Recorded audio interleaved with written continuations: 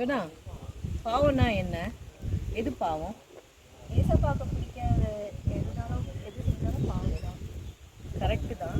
ஆனால் வேதத்தின்படி முதல்ல பாவம்ன்றது என்னன்னு நம்ம தெரிஞ்சுக்கலாமா? சங்கீதம் 53:1 என்ன சொல்லியிருக்கிறேன்? தேவன் இல்லை என்று மதிகேடன் தன் இருதயத்தில் சொல்லிக் கொள்ளுகிறான். அவர்கள் தங்களை கெடுத்து அருவருப்பான அக்கிரமங்களை செய்து வருகிறார்கள். நன்மை செய்கிறவன் ஒருவனும் இல்லை.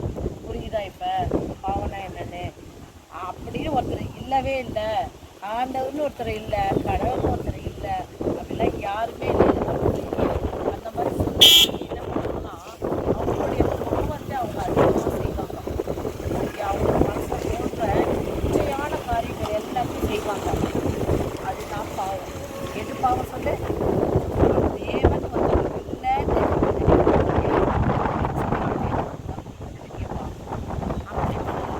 பாவ அறிக்கை செய்வோமா?